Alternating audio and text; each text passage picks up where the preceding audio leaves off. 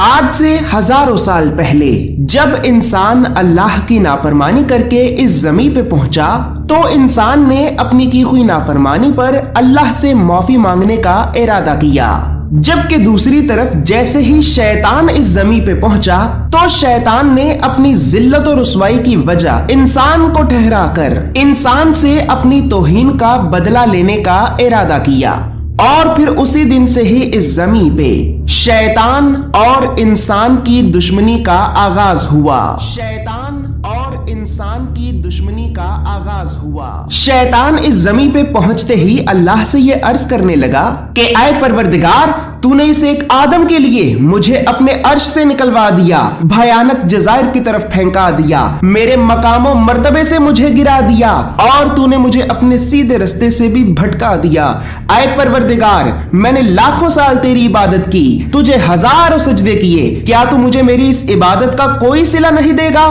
تو پروردگار نے کہا کہ اے شیطان، مانگ، کیا چاہتا ہے؟ تو شیطان نے کہا اے پروردگار، جس طرح سے تو نے مجھے اپنے عرش سے نکلوایا ہے، میں آدم کی اولاد کو جنت سے نکلوانا چاہتا ہوں۔ جس طرح سے تو نے مجھے بھیانک جزائر کی طرف پھینکایا ہے، میں آدم کی اولاد کو جہنم کی وادیوں میں پھینکانا چاہتا ہوں۔ جس طرح سے تو نے مجھے میرے مقام و مرتبے سے گرایا ہے، میں آدم کی اولاد کو تیرے دیے ہوئے اشرف المخلوقات کے مقام سے گرانا چاہتا ہوں۔ اور جس طرح سے تو نے مجھے اپنے سیدھے رستے سے بھٹکایا ہے تو میں آدم کی اولاد کو تیرے سیدھے رستے سے بھٹکانا چاہتا ہوں۔ اے پروردگار، تو بس ایک مرتبہ مجھے آدم کی اولاد کو تیرے سیدھے رستے سے بھٹکانے کے لیے قیامت کے دن تک زندہ رہنے کی مہلت تو دے، اور پھر دیکھ لینا کہ تو آدم کی اولاد میں سے زیادہ تر لوگوں کو اپنا نافرمان اور میرا فرما بردار پائے گا۔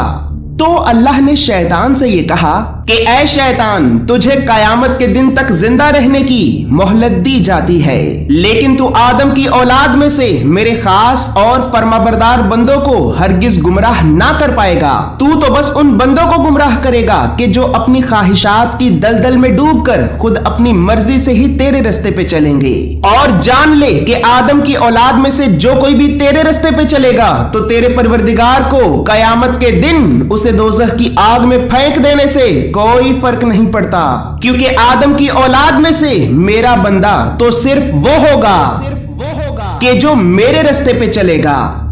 بس پھر اسی طرح شیطان نے اب اللہ سے قیامت کے دن تک زندہ رہنے کی مہلت لے کر آدم کو اور آدم کی اولاد کو اللہ کے رستے سے بھٹکا کر گمراہ کرنے کا ارادہ کیا، جبکہ دوسری طرف آدم علیہ السلام اپنے گھٹنوں کو زمین پہ جھکا کر